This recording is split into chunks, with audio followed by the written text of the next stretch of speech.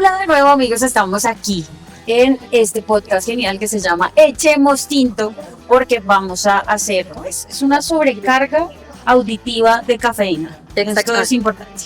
Y hoy tenemos un invitado muy chévere que va a hablar mucho de mucha historia musical y de todo lo que sabe poquito, habla poquito también. Pero primero les voy a presentar a mi querida Juana. Aquí estoy, Juana, ¿me recuerdan? De Coral. Yo soy Cata Chaparro de Artistry Magazine y tenemos a un invitado que se llama Iván Zamudio, periodista cultural. Desde Iberoamérica,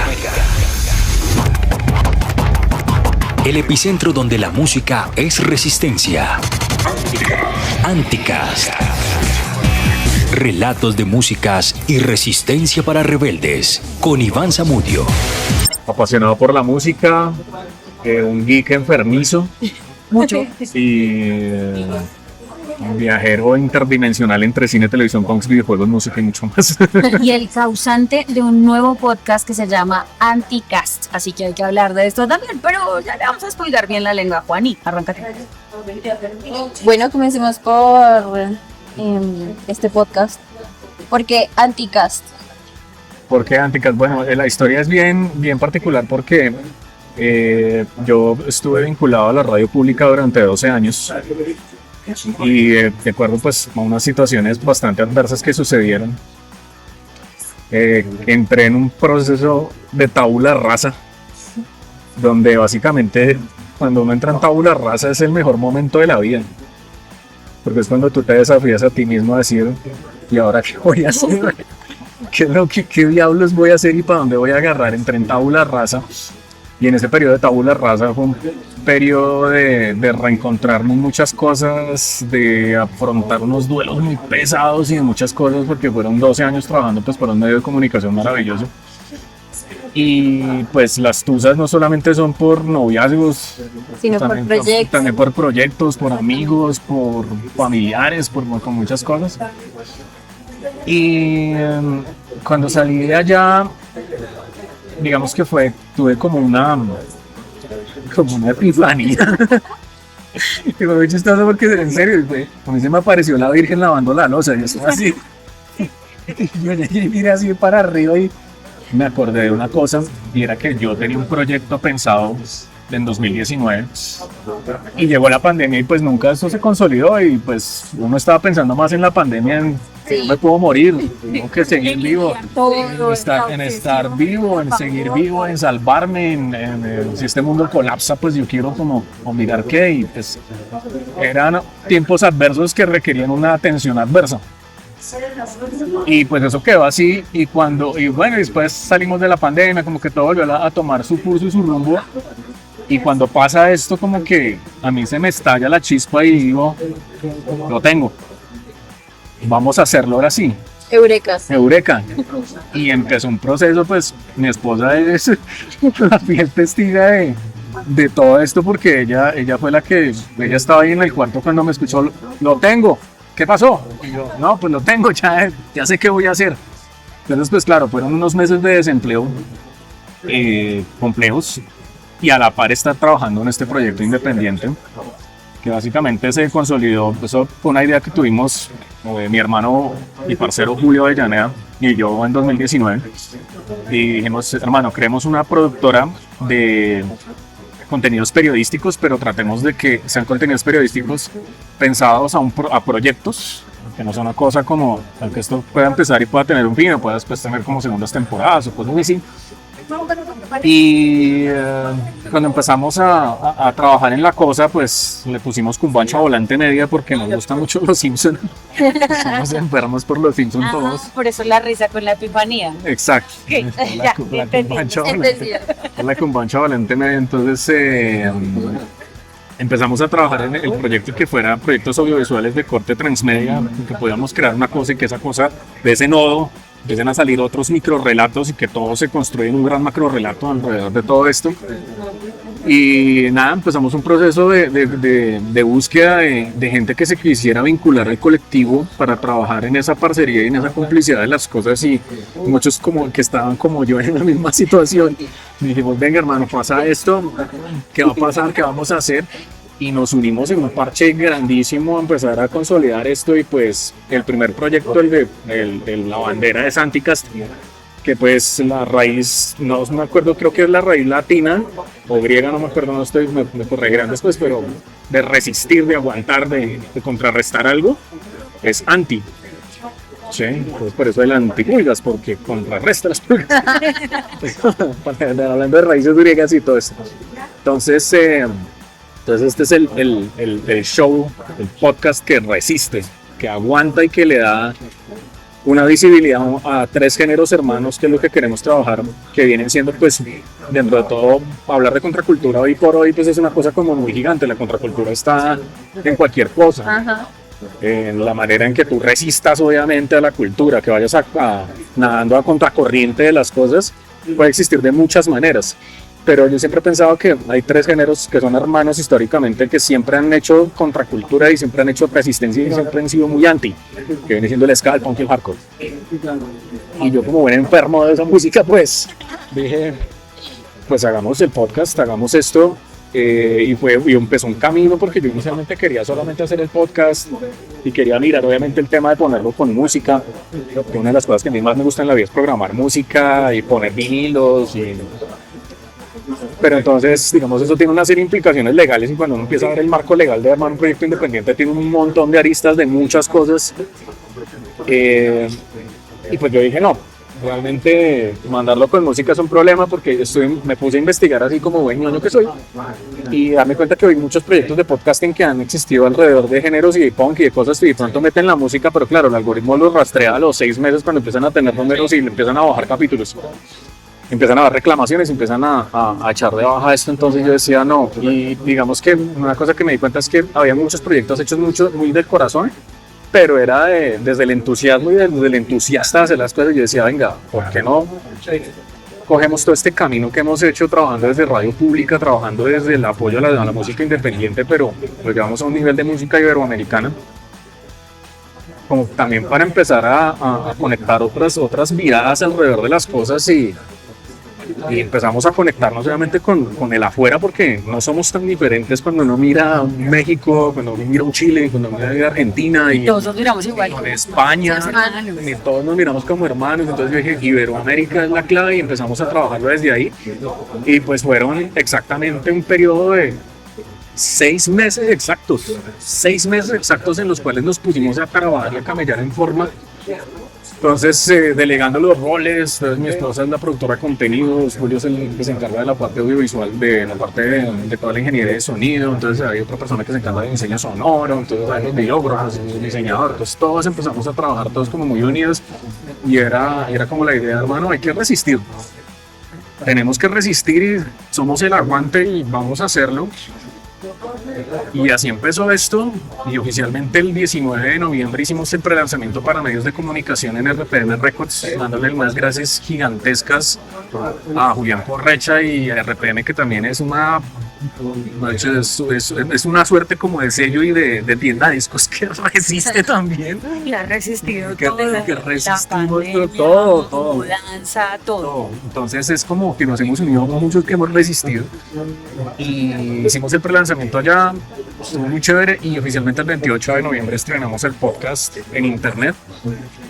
Yo, la verdad, pues estaba muy cauto, y yo dije, no, pues vamos a ver cuántas personas nos ven o cómo va a ser esto. Y pues hasta ahora las cifras han empezado a moverse muy interesante, y el primer capítulo fue con la agrupación argentina Estalla Estalla, una de las bandas de root boys más importantes de Argentina, y pues sentarse a conversar con estos músicos acerca de, venga, porque de qué manera hay una relación bidireccional entre una banda, su concepto, su música y el entorno sociocultural en donde viven, y cómo una cosa alimenta a la otra, ¿no? Entonces, porque no es que yo me levanté un día y dije, no, voy a hacer una banda y ya, y me inventé una historia, una chimba, y no, en verdad lo que a ti te rodea es lo que a ti te permea para crear el arte, y eso es susceptible de hecho, el arte, cualquier sea la representación artística de arte, la forma de arte, es susceptible del entorno sociocultural en donde se desarrolla, sea una pintura, sea lo que sea. Entonces la música tiene una versatilidad muy interesante, sobre todo cuando es muy de la calle, muy de estas cosas.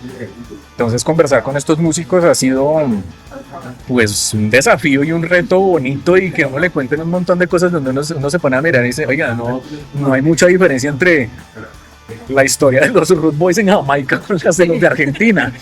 Sí, no hay mucha diferencia de los Root Boys colombianos con los de México y con los de Jamaica, entonces uno empieza a encontrar ahí un montón de cosas, entonces es chévere. Y pues la primera temporada está estructurada para que sean 12 capítulos con 12 agrupaciones iberoamericanas, y eso nos va a dar pie para conocernos un poco más de historias. Y a mí lo que más me interesa es que con este podcast podamos generar unos lazos tan fuertes entre todos nosotros que el día de mañana se sigan buqueando bandas y que podamos tener experiencias obviamente con artistas de otros países y que vengan acá y que podamos ir y que puedan pasar muchas cosas, pero que nos nutramos de eso, y también que en ese orden de ideas el idioma tampoco sea una limitante, ¿sabes?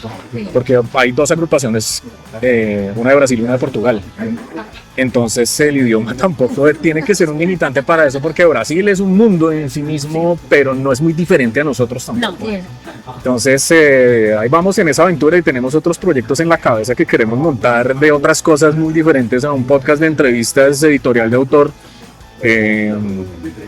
Y pues esto, la idea es que podamos estar hasta haciendo animación unos años, podamos estar haciendo muchas cosas muy chéveres, porque la idea es que sea transmedia y esos nodos se puedan multiplicar en muchas cosas. Este señor es muy ñoño, pero yo quiero saber la historia de por qué es tan ñoño, qué estudió, por qué decidió estudiar eso y cómo decidió que su camino iba a ser el periodismo, porque era eso y punto. Qué gran pregunta, y siempre que me la cuentan yo siempre les digo, prepárense porque les voy a echar un cuento re largo. Preparadas estamos. Resulta que yo vengo de una familia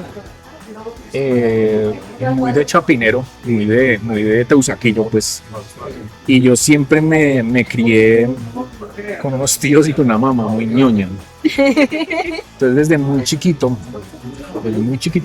a mí me inundaron tres cosas: los cómics, la música y los videojuegos. Y ahí en adelante se pegó el cine y empezó todo. Entonces mis tíos eran de los que un fin de semana me llevaban a la videotienda del barrio. Después hubo presupuesto para ir a Betato y después a Blockbuster. Yo me quería hablar de Blockbuster. Y yo, voy a ir a alquilar una película de Blockbuster.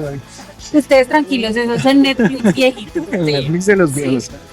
Y entonces los fines de semana era alquilar, no sé, 5 películas. Entonces era comprar mucha comida y sentarse a ver películas. Entonces era un video, porque llegaba un punto en el cual uno ya se veía la videotienda. Entonces tocaba ir a otra a mirar qué había más. Entonces eso y era una alcahuetería con esa vaina, pero una cosa brutal.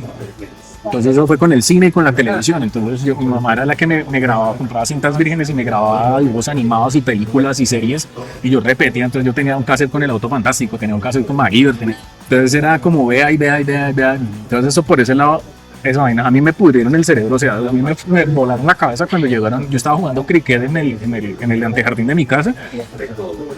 Era enero, no creo que había pasado las fiestas de Año Nuevo y de Navidad. Me han regalado un cricket. Yo estaba jugando de cricket cuando apenas entraron con una caja que decía Family Entertainment System, y fueron y conectaron esa vaina. Y yo cuando entré, yo dije, venga, pero ustedes están con un control controlando las cosas que están pasando en la pantalla, y ¿cómo se hace eso? Y ahí fue, llevo jugando más de 30 años videojuegos y no voy a parar.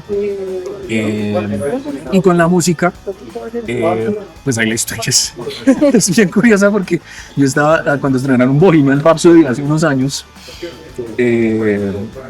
pues todo el parche radiónica fue porque fue medio oficial del lanzamiento de Bohemian Rhapsody. Estábamos viendo la película cuando apenas se voltea, yo no me acuerdo quién me subió porque está llorando yo. Resulta que mostraron la escena de cuando están como Freddie Mercury y Brian May, esta gente estaba componiendo We Will Rock You. Sí. Entonces era con los pies tum, tum, ta, tum, tum, ta. Y yo era así llorando. ¿Por qué llora? Yo, es que mi mamá cuando yo tenía 5 años me hacía así, me ponía Queen. Eso para mí fue brutal, además porque pues, la primera banda que yo escuché en la vida fue Queen, pero con Queen y con Freddie Mercury. Entonces claro, fue Queen, y pues a mis 10 años yo tuve mi primer CD que me lo regaló mi mamá, el Queen Greatest Hits, por lo menos todavía lo tengo. Y de ahí en adelante eso ha sido un comportamiento enfermizo con la música, porque eso siempre ha sido, obviamente en la época de los cassettes, yo era de los que me iba anotado al centro a comprar cassettes. Ya cuando había más presupuesto a veces compraba CDs, y de un tiempo para acá, hace unos 15 años más o menos, tal vez un poco más, yo tenía vinilos, pero cuando se reactiva el tema de la cultura del vinilo, Sí. pues ya tengo una colección moderada y ya empezamos otra vez a comprar vinilos en forma y es que el tema de entrar a la tienda y este me lo llevo, téngame este acá que esperar si me lo llevo o no. Entonces esa vaina se volvió una cosa gigante y ahí después fue los conciertos. Entonces yo soy un enfermo por querer ver música en vivo todo el tiempo. Siempre quiero ver bandas y quiero ver vainas y quiero... yo soy de los que veo una vaina que me vuela la cabeza y quiero escudriñar por qué empezó el grupo, cómo fue y comprar el disco y la camiseta y todo. Entonces eso me ha llevado a que empezar a hacer viajes a nivel internacional por la vaina. Y entre todo este cúmulo de cosas resulta que yo quise estudiar siempre cine. Y cuando llegué a la academia a estudiar medios audiovisuales en una universidad que queda en La Loma, mi ideal era estudiar cine. Okay. Pero cuando yo empecé a ver en el camino la cosa, digamos, hubo un detonador que yo decía, o me quedo a estudiar cine y me arriesgo a que esto va a ser pronto muy difícil, o había énfasis de producción radial y yo dije, o me meto a hacer radio. Yo quería también estudiar comunicación social, pero me decanté por el audiovisual, por los medios audiovisuales. Y pues mi abuela fue periodista, egresada de la Javeriana, hizo radio, prensa escrita durante varios años y ella siempre me influenció a mí mucho. Y ella falleció hace poco y digamos que Hijo de Tigre sale pintado porque yo a la final pues me decanté por la radio. Me gradué, tuve programa de metal, empecé haciendo unos programas sobre cómic en la emisora de la Universidad Nacional de Colombia y después salté a Radio Única, de allá estuve 12 años. Y siempre como que poder hacer comunicación geek alrededor de la música y todo esto siempre ha sido una cosa súper apasionante y en el camino me dio por hacer una especialización en periodismo y comunicación digital y allá me afiancé ya completamente como comunicador. Entonces esa es la historia, pero eso siempre ha sido de como ser como una esponja que absorbe, mejor dicho, todo y es... Quiere saberlo todo y que quiere explicarlo. Quiere explicarlo todo y a veces la esponja se tiene que quedar quieta pero vuelve como con más fuerza. Entonces es una cosa bien bonita y bien interesante, pero entonces en este momento la esponja está musical.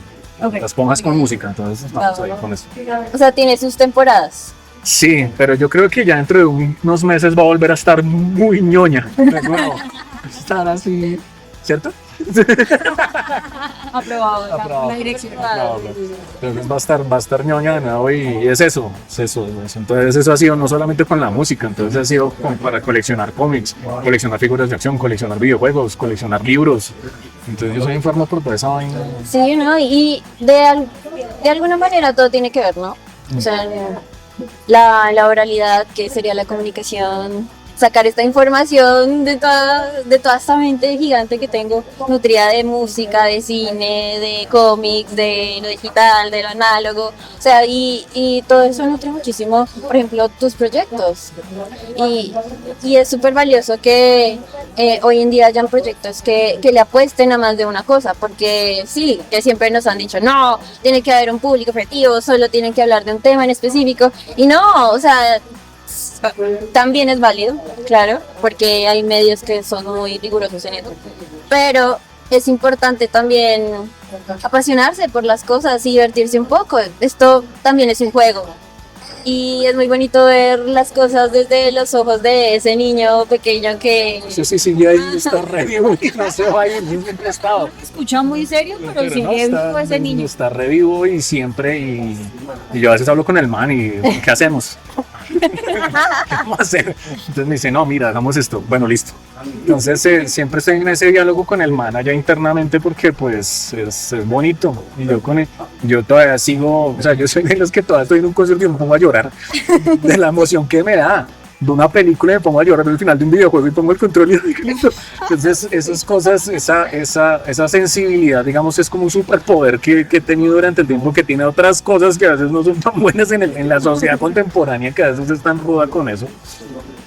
Pero pues yo creo que aprender a entender esa sensibilidad que uno tiene como creador es súper clave. Y creo que todavía yo he conocido mi sensibilidad como un 5%, yo creo que todavía falta mucho por descubrir y todos los días quiero seguir aprendiendo cosas y seguir descubriendo cosas, porque creo que esa es la clave. Si un comunicador no tiene esa hambre de ir a tragarse el mundo, Sí. saber qué es lo que está pasando, No va a servir. no va a Sí, servir. no. O sea, va a ser uno más y eso no aguanta. Exactamente, y los medios que ahorita están comenzando en todo este tema, en lo digital, en esto análogo, ¿cómo pueden generar esa sensibilidad? Justo, o sea, como maravillarse por ir a entrevistar a un artista que está empezando o por un artista que ya es grande, o sea, cómo Lo van a las poder hablar. personas pueden llegar ahí. No, pues realmente la clave es sencilla. Yo creo que no es muy difícil. Lo que pasa es que al que le gusta le sabe. Pero realmente yo creo que un comunicador de un artista no es que sea muy diferente. En la medida en que tiene que aprender a permearse de su entorno.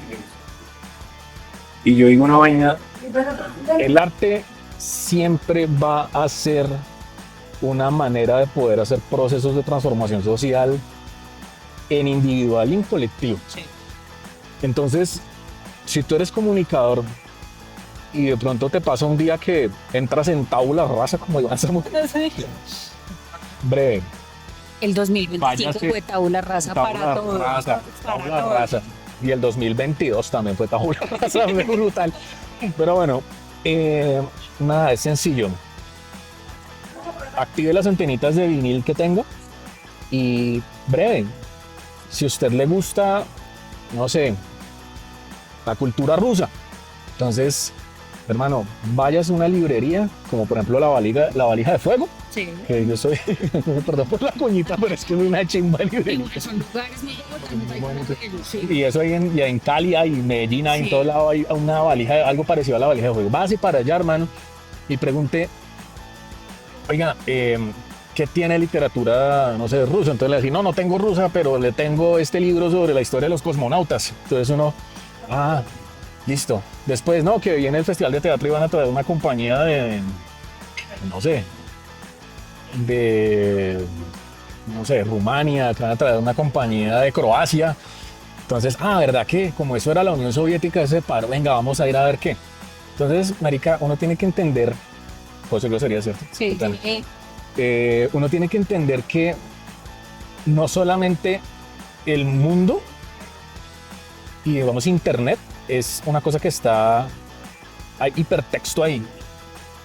O sea, cuando uno habla de hipertexto es que tú te metes a un artículo y encuentras un link a otro lado y le das clic y eso te lleva a otra información y después eso es como una cebolla, entonces después te vas a otra cosa y a otra cosa. No, aprende a cultivar ese hipertexto tuyo de que una cosa te lleva a otra y te lleva a otra y te lleva a otra y esa vaina se vuelve infinito. O sea, yo me puedo estar muriendo y creo que no voy a alcanzar nunca porque el conocimiento es infinito y es una cosa súper poderosa, súper bonita. Entonces, nada, si a usted le gusta, no sé, el fútbol, entonces métase por el fútbol y váyase por otra cosa y eso le va a llevar a otra y va a encontrar que todo está hiperconectado sin ser digital. El conocimiento siempre está hiperconectado, entonces, y siempre va a estar hipervinculado. Entonces, incluso antes de que existiera el Internet, o sea, que Internet fuera una cosa masificada y democratizada, ya la literatura siempre ha estado también con hipervínculos. Y los hipervínculos están todo.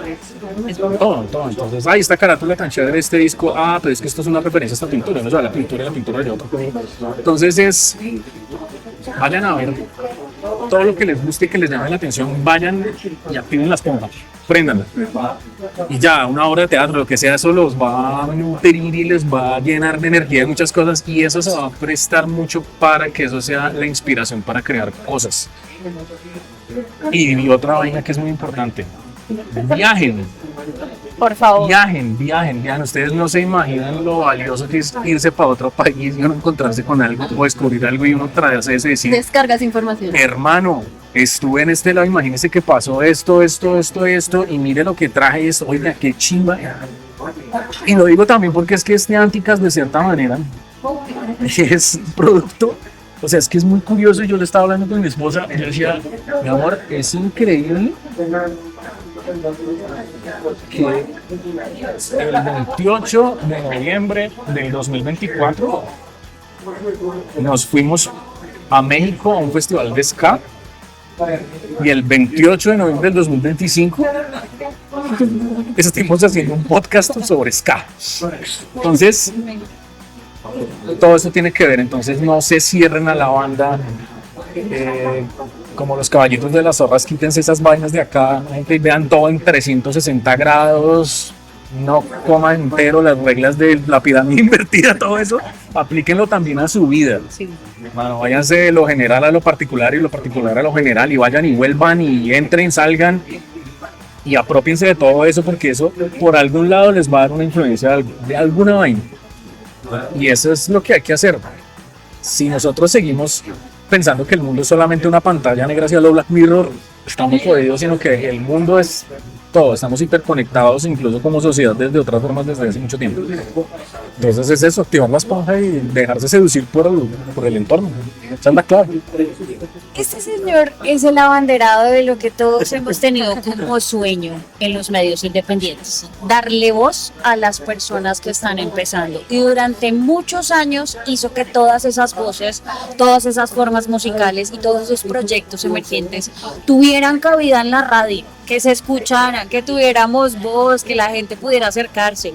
Señor, ¿cuál es la clave para sus artistas que la han guerreado tanto que usted programó 300 veces, por favor?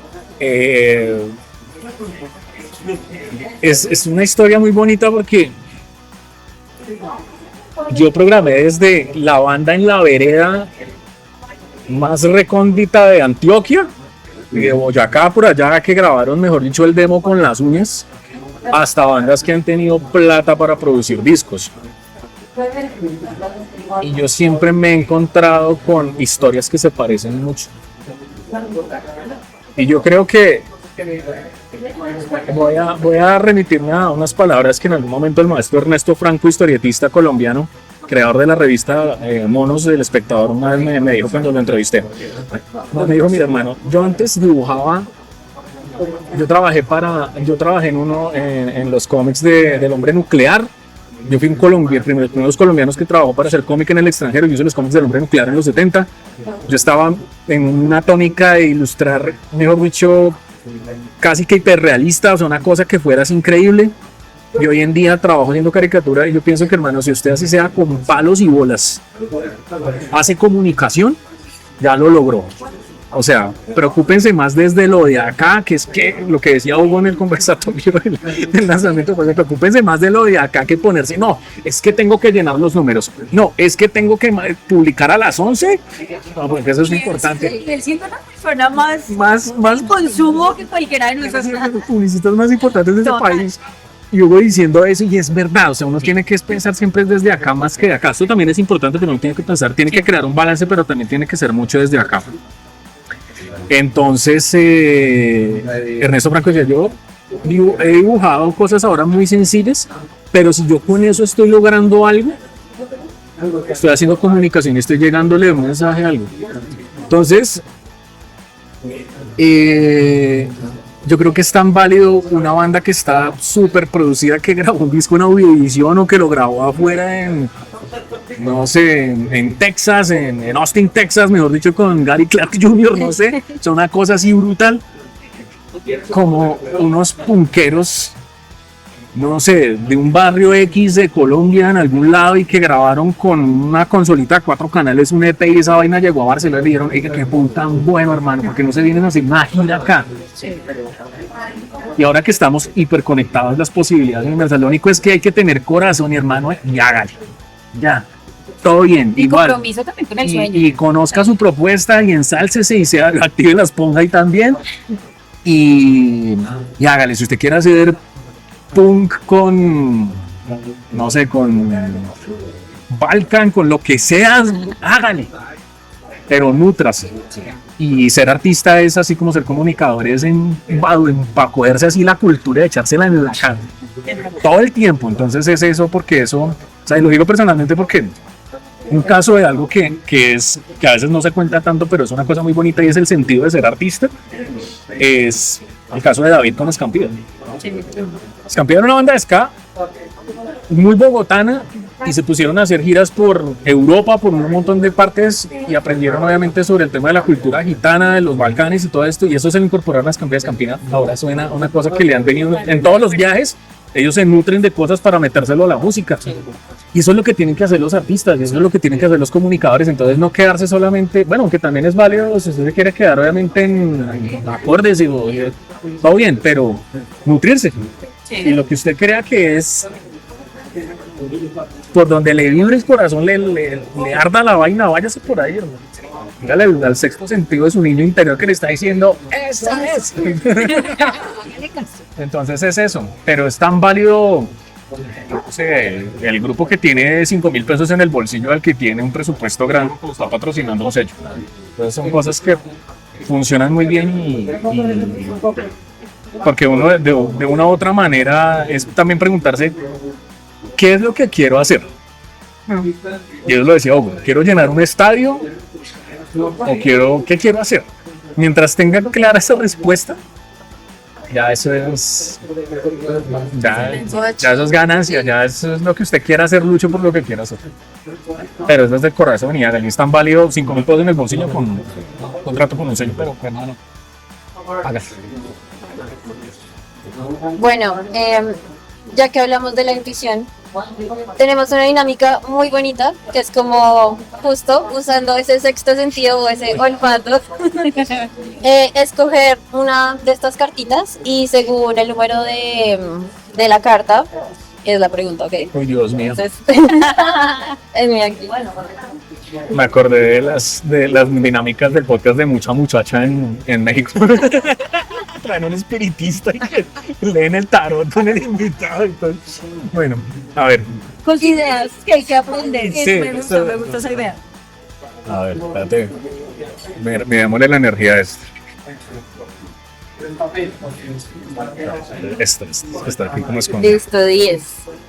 ¿Qué legado te gustaría dejar en la forma en que se escribe y se piensa la música en tu contexto?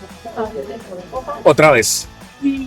¿Qué legado te gustaría dejar en la forma en la que se escribe y se piensa la música en tu contexto? Qué legado. Qué legado. Yo siento que el legado más importante que podemos dejarle, obviamente, no solamente para la música, sino en general, es la memoria. Si nosotros preservamos la memoria y la entendemos como un valor inmaterial de un montón de cosas, y por eso no solamente es un tema con una cosa maravillosa que es, por ejemplo, lo que pasa con los indígenas que están luchando todo el tiempo por preservar sus tradiciones. Yo pienso que a unos años largos, y yo creo que cuando yo ya esté bastante viejo, seguiré jodiendo con lo mismo, y es que no olvidemos la historia que hemos construido como comunicadores hacia la música. Porque finalmente el día de mañana puede aparecer un grupo nuevo y encuentra sus reservorios en algún lado y van a decir, oiga, qué chimba la historia de ese man Nicolai Fela, que antes se llamaba Pet Fela y tocaba pianito ahí. El man dijo, voy a hacer un grupo, y se encontró con Nicolás Panes, oiga, yo quiero hacer un grupo de los Petit Felas ya no existen, pero hermano, me voy a inventar una banda de funk con rap y con rock y otra vaina y hermano, que eso Y que ya no encajan en todo lado porque ya no se sabe qué es. Ya, y no importa, y que se metan con otra vaina y todas las cosas y eso, porque yo pienso que esos son ejercicios de memoria muy válidos, de comprender la historia y también la oralidad y enseñarle al otro la música. Yo todavía creo en el poder de que lleguen y dicen, oiga, antes uno llega, mire, pues escuches este cassette. Uno ahora, yo digo, yo con Julio cada rato llego y con mi esposa nos mandamos música y yo encontré esta vaina, escuchen. Y ese voz a voz todavía funciona mucho, así sea digital. Pero qué bonito que el día de mañana haya alguien que encuentre, y no solamente con una banda como los Petit Felas que ya han armado una historia, sino, no sé, que encuentren un reservorio de una vaina de un grupo por allá que era Re X en Titiribí, Antioquia, no sé, en cualquier lado. Y oiga, qué bacano ese grupo, hacían esto, pues miremos eso por ahí, ¿no? Entonces creo que es como lo más importante es que no se nos olvide quiénes somos ni de dónde venimos. Jamás. Entonces, la memoria. Yo creo que la memoria es muy importante para que los que vengan detrás, incluso nosotros estamos haciendo un ejercicio ahorita.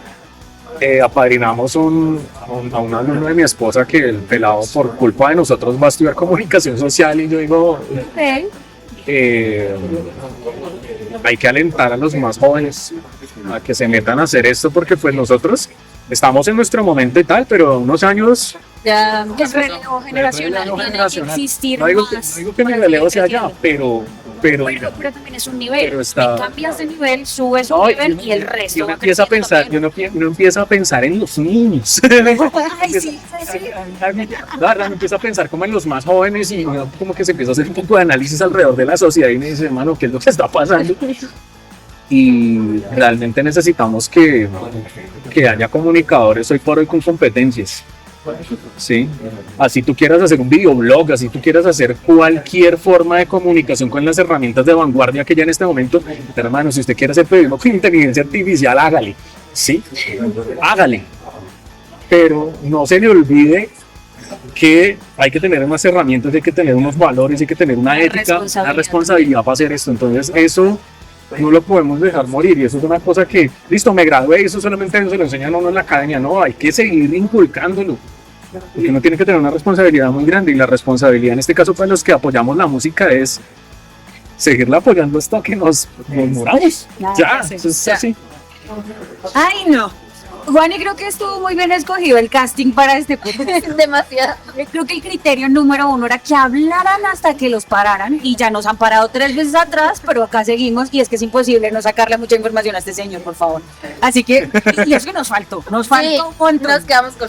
Pero creo que está muy interesante. Definitivamente es una sobredosis de cafeína auditiva para todos ustedes. Estamos echando tinto aquí, ahora cambiamos de set, estamos aquí en el Irish de aquí de la Candelaria. Y les agradecemos también por brindarnos el espacio para estar acá.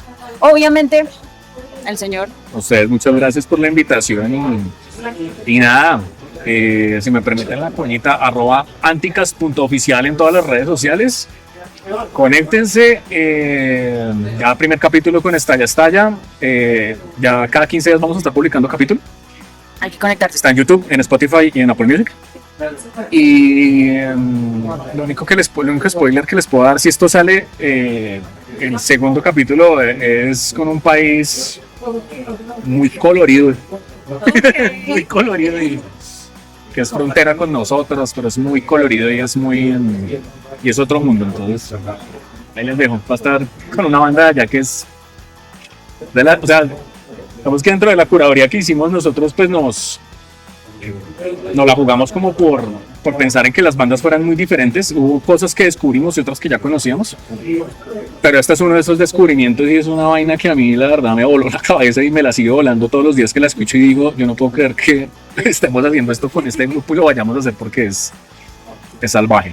O sea, es una cosa muy chévere. No se pueden perder entonces el próximo capítulo de Anticast, el próximo capítulo de Echemos Tinto y que sea Juani la que despida. Muchísimas gracias a todos ustedes que nos escuchan, que nos ven, que nos quieren, que nos aman, que vuelven cada vez que subimos un nuevo capítulo. Gracias al invitado, nuevamente. Sí. Gracias a Cata. Y gracias a todo nuestro equipo que está detrás, que los amamos un montón. Gracias a ustedes nuevamente. Los queremos un montón. Gracias, gracias, gracias, gracias. Nos vemos luego.